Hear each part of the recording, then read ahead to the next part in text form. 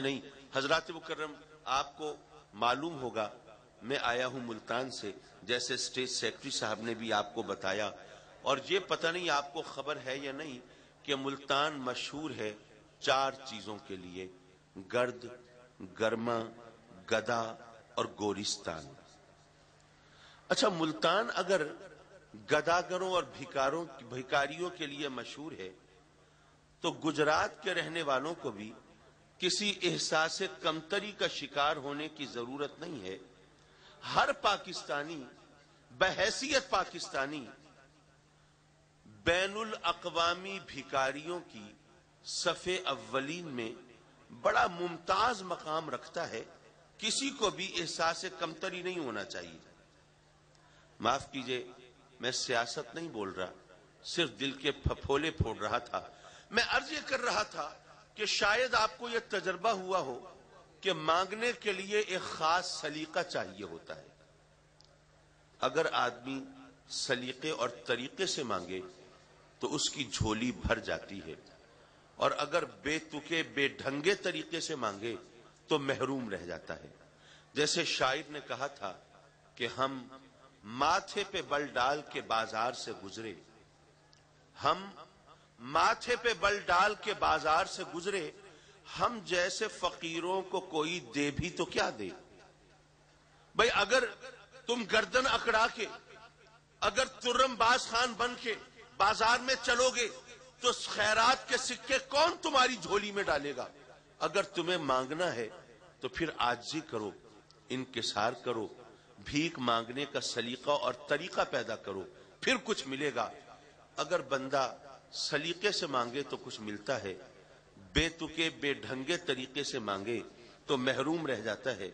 یارو، ہم کسی اور سے مانگے نہ مانگے، فتوے لگتے ہیں ان آستاروں پر آنے والوں پر، جھولی پھیلانے والوں پر، دستے سوال دراز کرنے والوں پر۔ میں اس حوالے سے موقع ملا تو آگے بڑھ کے عرض کرتا ہوں، لیکن چلو کسی اور سے مانگے نہ مانگے، کم از کم اپنے رب کی بارگاہ میں تو ہم سب سوالی ہیں نا۔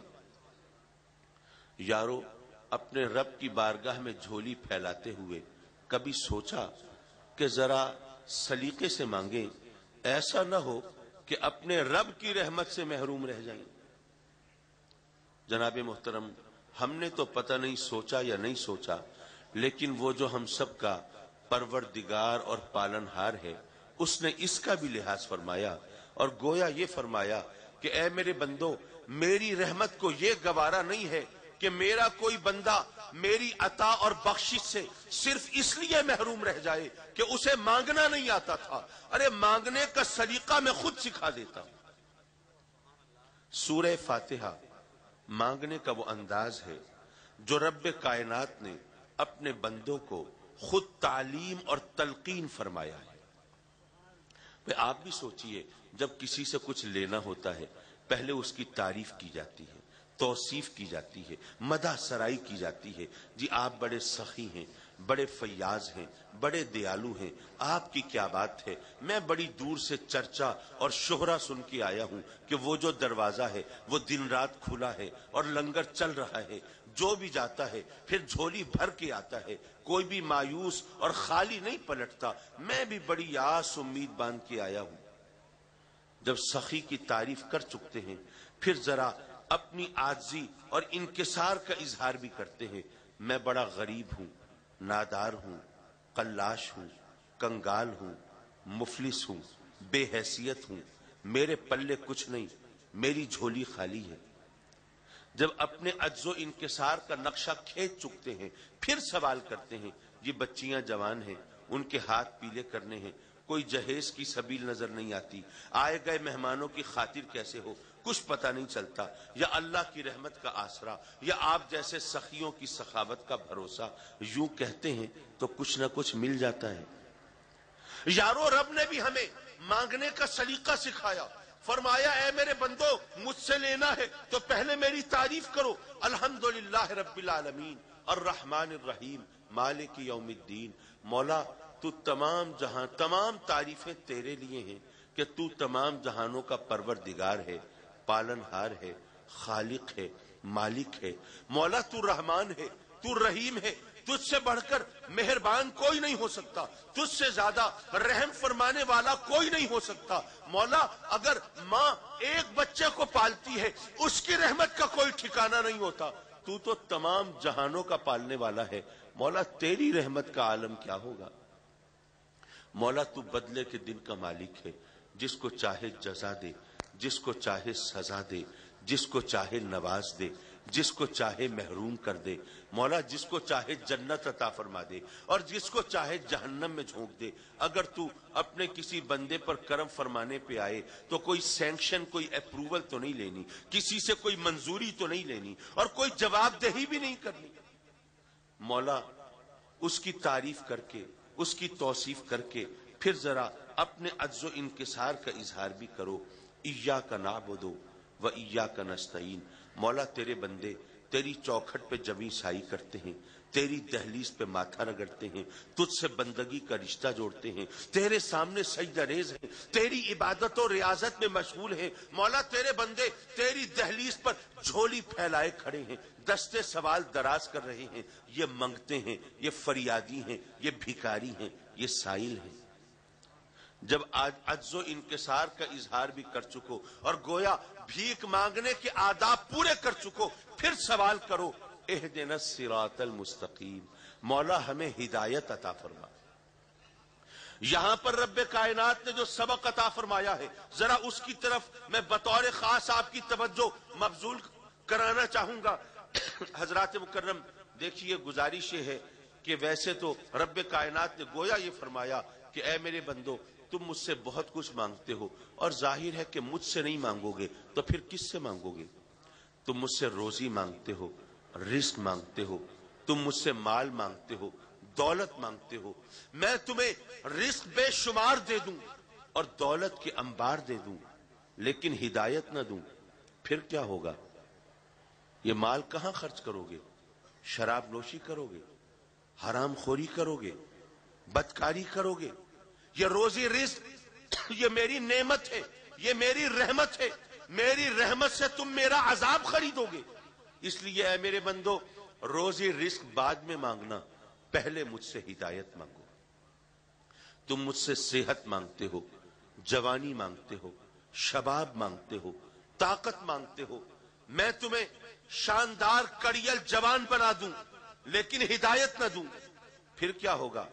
یہ جوانی کہاں لٹاؤ گے؟ گناہ کی راہوں پر، بلکہ اپنی طاقت اور جوانی کے نشے میں مجھے للکارو گے، میری سرکشی کرو گے، بغاوت کرو گے، نافرمانی کرو گے، حکم دولی کرو گے۔ یہ صحت و جوانی یہ میری نعمتیں ہیں، تم ان سے میرے قہر و غضب کو دعوت دو گے۔ اس لیے اے میرے بندو صحت اور جوانی بھی مجھ سے بعد میں مانگنا، پہلے مجھ سے ہدایت مانگو۔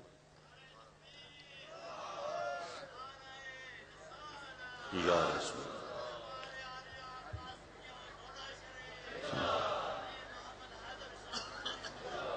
رب کائنات نے گویا فرمایا کہ اے میرے بندو تم مجھ سے اولاد مانگتے ہو، بڑھاپے کی بے ساکھی مانگتے ہو، امیدوں کا مرکز مانگتے ہو، آنکھوں کا نور اور دل کا سرور مانگتے ہو، میں تمہیں قد آور قوی ہیکل شاندار جوان بچوں کا باپ بنا دوں لیکن انہیں ہدایت نہ دوں، پھر کیا ہوگا؟ وہ بچے، وہ اولاد جن کی وجہ سے تم سر اٹھا کے چلتے، اب انہی کے باعث سر جھکا کے چلو گے۔ وہ جو تمہارے لیے وجہ عزت ہوتے وہی سبب رسوائی ہوں گے۔ اس لیے اے میرے بندو اولاد بھی مجھ سے بعد میں مانگنا، پہلے مجھ سے ہدایت مانگو، اور جب مجھ سے ہدایت مانگ رہے ہو تو میں تو ضرور عطا فرماؤں گا نا۔ میرے دروازے سے تو کوئی خالی نہیں جائے گا، کوئی مایوس نہیں پھرے گا، میں ہدایت ضرور دوں گا، لیکن تمہیں اعتبار کیسے آئے گا کہ اب مجھے ہدایت مل گئی ہے؟ تمہیں یقین کیسے ہوگا کہ میں اب سیدھے سچے راستے پر آ گیا ہوں؟ جبریل آ کر تو تمہیں نہیں بتائیں گے، وہی تو تم پر نازل نہیں ہوگی کہ اب جناب آپ صراط مستقیم پر ہیں، ذرا اسی پر قائم رہیے، ادھر ادھر ڈیویٹ مت کیجئے، کہیں اور جانے کی کوشش مت کیجئے۔ ارے تمہیں کیسے پتا چلے گا؟ ورغلانے والے بھی تو ہیں نا، بہکانے والے بھی تو ہیں، جو دلوں میں وسوسے پیدا کرتے ہیں۔ یارو وہ صرف شیطان और जिन नहीं होते, मिनल जिन्नत वन्नास, इंसान भी होते हैं जो दिलों में वसवसे पैदा करते हैं। तो तुम्हें कैसे खबर होगी कि अब मुझे हिदायत मिल गई है? ऐ मेरे बंदो, जब हिदायत मुझसे मांगी है तो इतने आसान तरीके से हिदायत दूंगा कि फिर भटकने की गुंजाइश नहीं बचेगी। वो कैसे? जब मुझसे हिदायत मांगो तो कोई मुफ्ती फतवा न दे, कोई आलिम सबक न पढ़ाए, बल्कि खुद अपनी जबान से कहो, सिरातल्लज़ीना अनअमता अलैहिम, मौला उनकी राह पर चला दे जिन पर तूने इनाम फरमाया। इस बात को कितना आसान तरीका है, इसे एक मिसाल के जरिए समझने की कोशिश कीजिए। फर्ज कीजिए आपके कोई मेहमान, नारे तकबीर। बहुत अफसोस है ਤੁਹਾਡੇ ਚ ਸਾਹ ਸਾਥੀ ਕੋਈ ਨਹੀਂ ਰਹਿ ਗਿਆ। ਅੱਲਾਹ ਦੇ ਨਾਲ ਲੰਦਿਆਂ ਜ਼ੋਰ ਪੂਰਾ ਲਾ ਛੜਿਆ ਕਰੋ। ਨਾਰੇ ਤਕਬੀਰ, अल्लाहु अकबर, ਆਈਏ ਬਨੀ, ਨਾਰੇ ਤਕਬੀਰ, अल्लाहु अकबर, नारे रसालत, या रसूल अल्लाह, हुजूर किबला आलम, दरबार आलिया गौसिया कादरिया कासमिया डोडा शरीफ, हुजूर साहबजादा वाला शान किबला शाह साहब। दरअसल मुझ में जो कसर है बुलवाने की, सुभान अल्लाह कहलवाने की और लोगों को साथ लेके चलने की, वो ये दोस्त पूरी कर रहे थे। लेकिन मैं ये समझता हूं, आप चाहे सुभान अल्लाह न कहें, लेकिन अगर आप मेरी बात समझ रहे हैं तो आपकी आंखें वो मैसेज कन्वे करें कि हाँ आप मेरी बात समझ रहे हैं। आपके चेहरे का तासुर गवाही दे कि मुझे कुछ कहलवाने की जरूरत नहीं है, मेरा पैगाम आप तक मुंतकिल हो रहा है। हजरात मुकर्रम, मैं अर्ज ये कर रहा था कि कितनी आसान तरीके से रब्बे कायनात ने हमें हिदायत देने का इजहार फरमाया है। जरा उसे एक मिसाल के जरिए समझिए। फर्ज कीजिए आपके कोई दोस्त हज करके आ रहे हैं, लाहौर एयरपोर्ट पर उन्हें उतरना है और आप उनको रिसीव करने के लिए जाना चाहते हैं। आप यहाँ ढोडा शरीफ के इलाके के रहने वाले हैं, आपके पास अपनी गाड़ी है, अपनी सवारी है, अपना ड्राइवर है।